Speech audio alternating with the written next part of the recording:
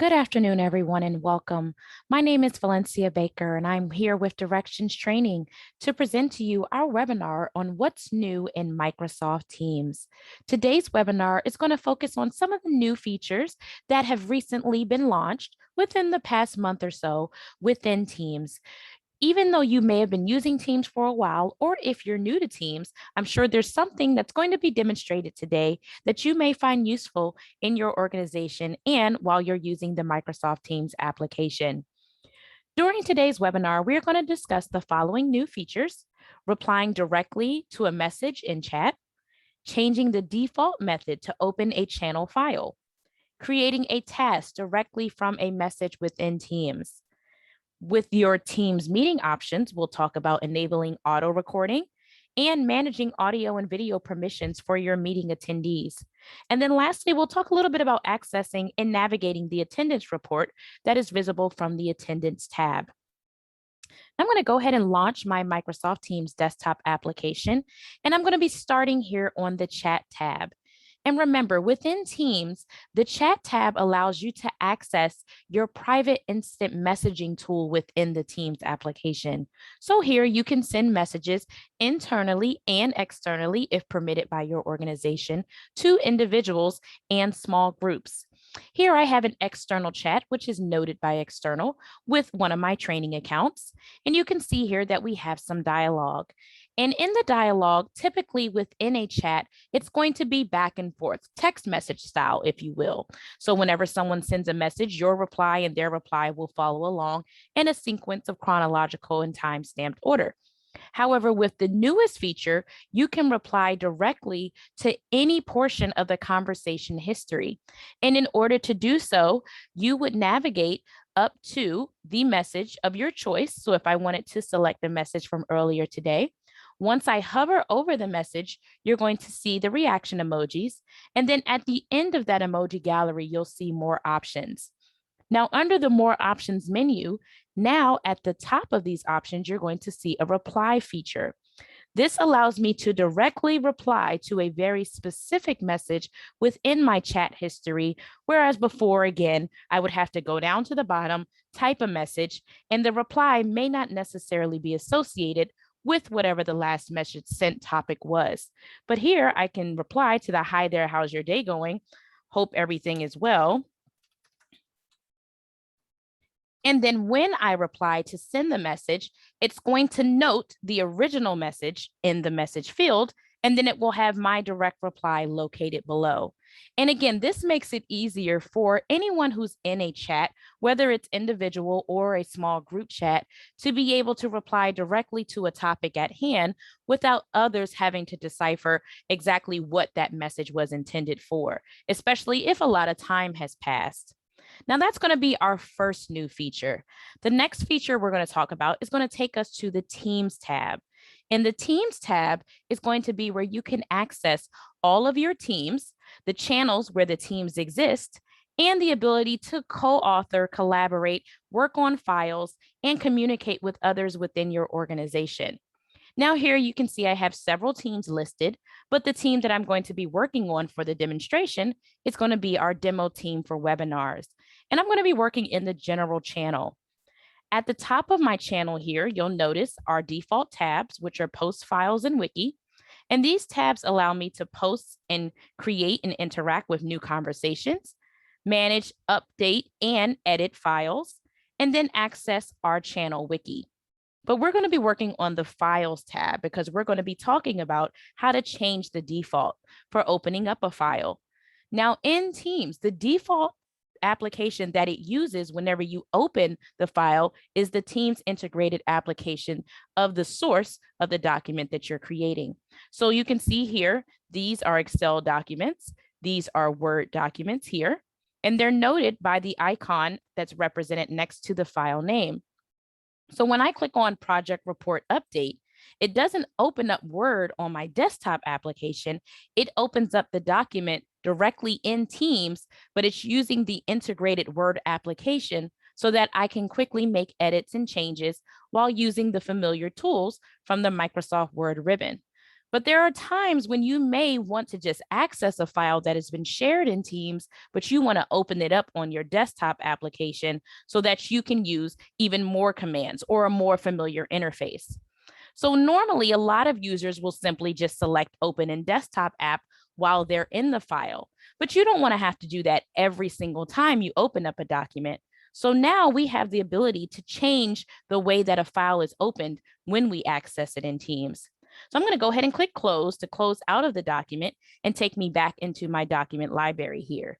And now what I'm going to do is if I want the project report update to open by default using Microsoft Word, the desktop application, then I'm going to go and select next to my file, the three dots to choose to show actions.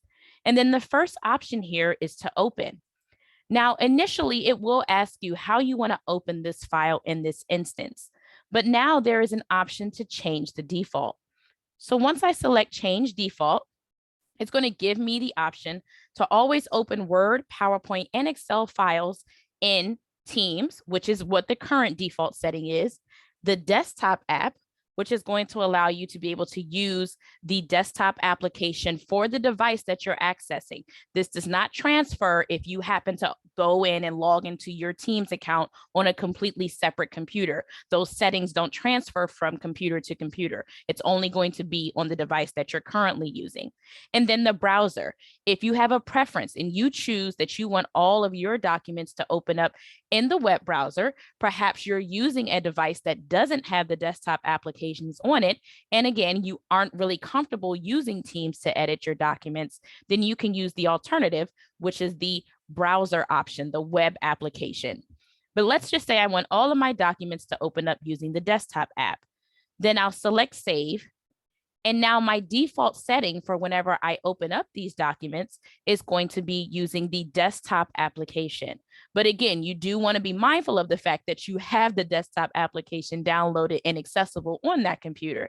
Because if you try to open up Excel and you don't have Excel, it's not going to open up the document on your desktop application, and you'll still have to use Teams. So this is just sort of a preference setting. If you prefer for your documents, regardless of where they're located, to be opened in the desktop app, then switch it from the default, which is to open up in Teams. And then when you open your document, it's going to allow Teams to communicate with the desktop application and open up that file immediately using your preferred method, as you can see here, because now when I click on my file, it opens up directly using the desktop application of Microsoft Excel rather than opening it up in my Teams client.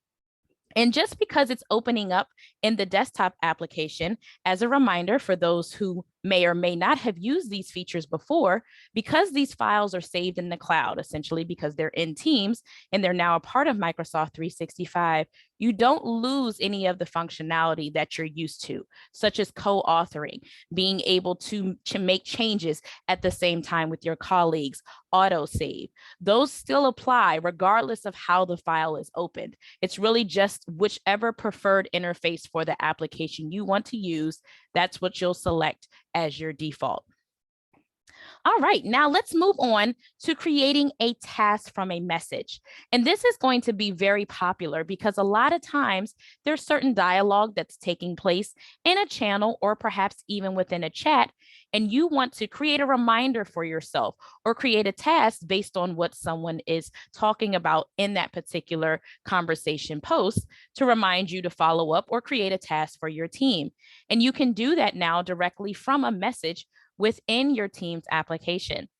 So let's go ahead. I'm going to go back into my general post here. And the first thing I'm going to do is have a conversation. So I'm going to start a conversation and I'm going to say, has anyone uploaded the new Teams article from Microsoft?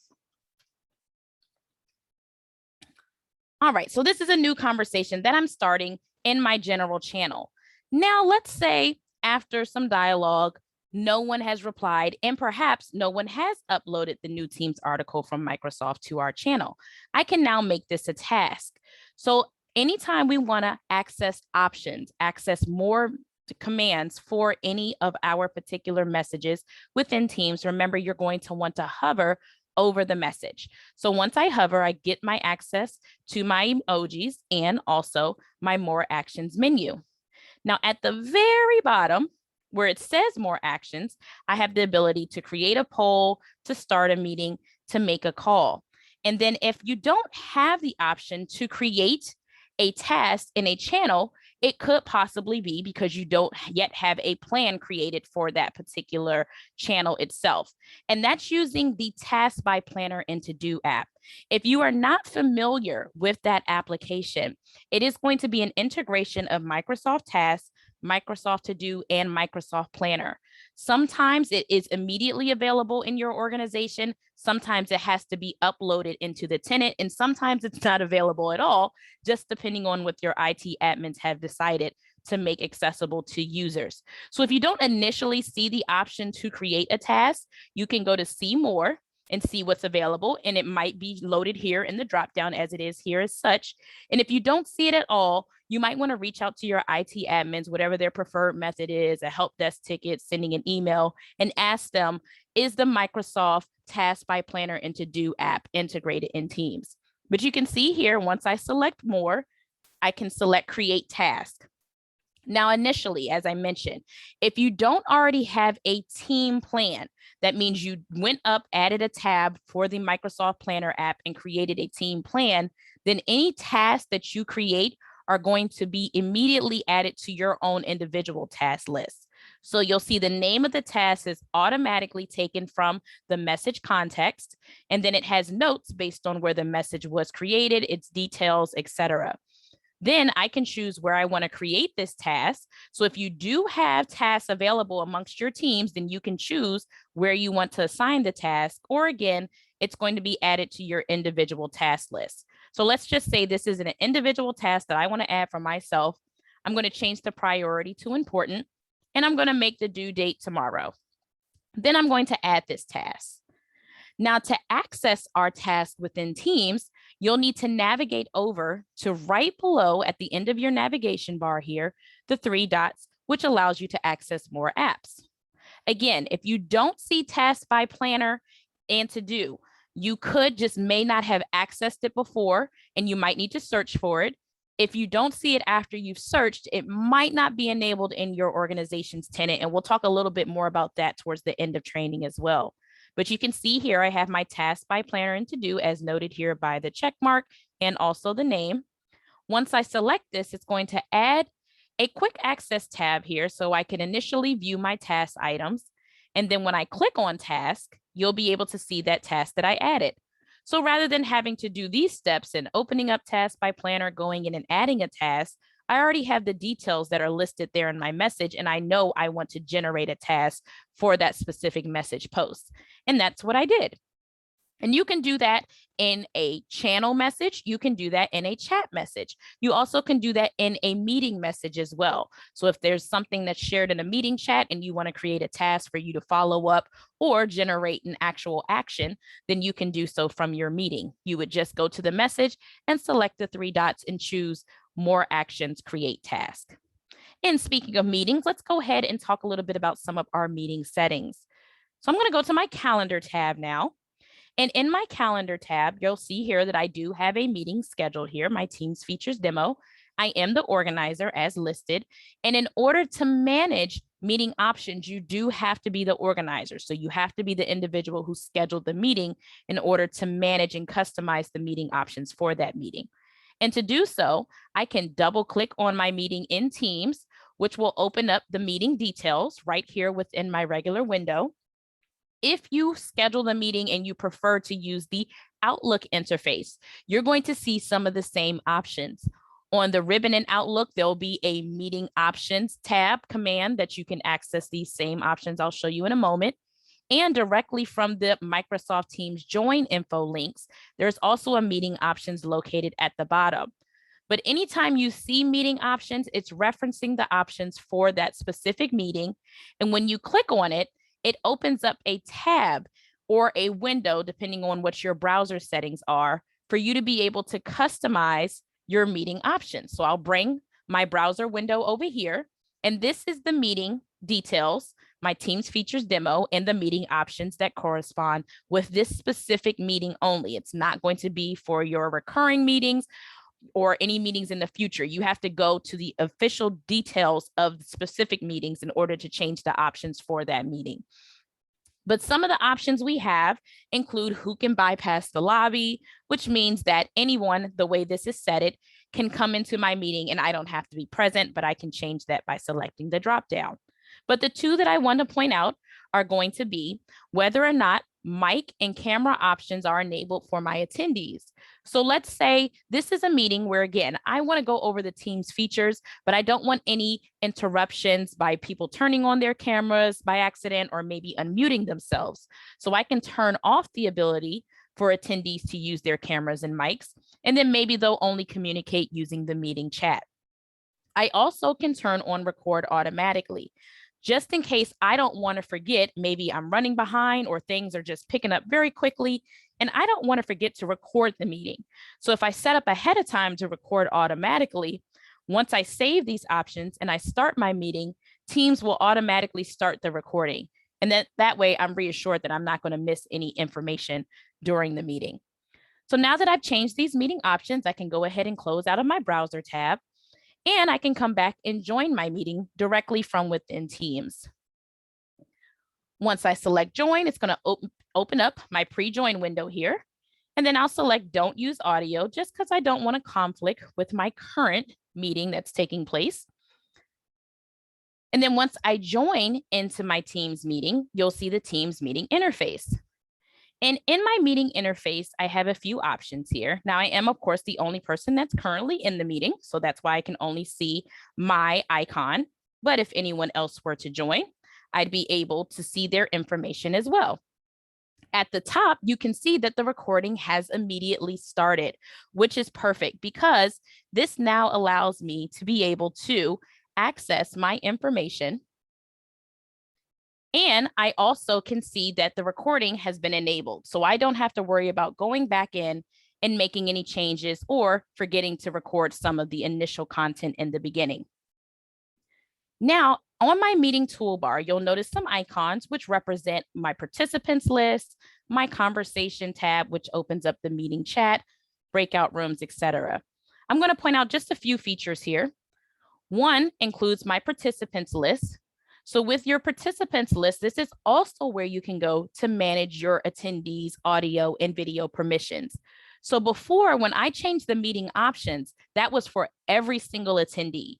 But if you're in a meeting and there's only one or two individuals, or maybe just a handful that you want to disable their microphones or disable their camera, maybe they're external clients, for example, you can select anyone's name from in this meeting, choose more options, and then you'll see the ability to customize their mic settings. Now, as of right now, myself and my other self are currently both presenters.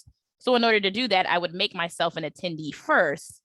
And then once I make myself an attendee, I've already changed the option for the video and the audio to be disabled, which is why they won't be able to use that if they're under the attendees list.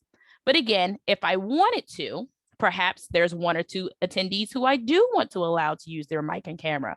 I can go back and I can reverse it and choose allow mic, allow camera. So you can see how you can customize individual attendees, or you can change the meeting options for the entire group as long as they're in the attendees category. However, if they're under presenters, that's something completely different. So those are some of the role characteristics within Teams. In addition to managing my attendees from here, I also can access the attendance report. Now, I'm going to be talking about the attendance tab in just a moment, but if you're in the meeting and you wanted to download a CSV file that's going to open up in Excel or whatever your preferred application is, you can go to the participants panel, select the three dots for more actions, and you'll see the ability to download the attendance list. You'll also see other options, such as if you decided later after changing your meeting settings that you do want to allow the mic for attendees, or maybe at the end of your presentation when you want to open up Q&A, you might allow mic after you've already done your demonstration. So you don't have to keep the settings that you've chosen as the remainder of your meeting or as the set template. You can always customize and change your items during the meeting as well. All right, so now that I've had my meeting and I've concluded and we've talked about things and I've shared my content, I'm ready to end the meeting. So I can go up here to the top right corner. Since I'm the organizer, I have the ability to end the meeting for everyone, and I'll select end. And now my meeting details are placed within my team's calendar view. So there's a few ways to access this. I was already on the calendar tab and I had my details open, but let's say you didn't. If you wanted to, you can always double click from the calendar tab on any meeting, and that's going to give you the details of the meeting. Now, keep in mind, if you are not the organizer, you are not going to see all of these tabs available. Normally, if you're just an attendee or even a presenter, you'll see things like chat and files, perhaps meeting notes and whiteboard, depending on if it's an internal or external meeting. But the organizer sees all of these tabs, which also includes attendance. Another way to access your meeting details and content is to go to the chat tab. Every meeting that takes place in Teams is automatically added to the chat list, and you'll be able to see various details such as the recording information, the files, meeting notes, and whiteboard. But the attendance tab is only visible if you select the meeting details from the calendar view. So if you are interested in viewing the attendance tab as the organizer, you're going to want to access your meeting details. Now, this is a feature that is not available to every user in every organization. And of course, I cannot specifically say if it's available to you. I've noticed mostly for a lot of the DoD, high GCC, the government military installations, they have not seen the attendance tab yet. So it may not be available to you if you fall in those categories, or if your IT admins have not enabled this feature. You might be able to download that attendance report that I mentioned earlier, but you may not see this attendance tab. The reason I like the attendance tab is because it gives you a very quick summary view of a lot of the information most organizers or most meeting attendees might want to be able to view at a later time. So you can see a summary of how many people attended, start and end time for your meeting, the duration, and you can see when people join and when they leave, what their role is, and their meeting information. And if it's a recurring meeting, from the drop down up here, you'd be able to select specific dates. So if it's a recurring meeting that happens maybe every week, you would go to the specific date if you wanted to see the attendance for that particular meeting. So it's a really nice feature and a really elaborate way to see all of the details that you might need. But you can see this attendance tab is only visible within Teams. If you wanted a downloaded report that you can then export or send to someone, you'll want to download the attendance list from within the actual meeting in that participants tab that I showed before. All right, so those are going to be some of our highlighted and recent features within Teams. Of course, there's a lot more, and we'll be giving information about how, if you're interested, to schedule additional classes and maybe specific custom classes for your organization within Teams. But now we are going to open up the floor for any individuals who might have questions. You can utilize the Q&A panel and be able to ask your questions at this time.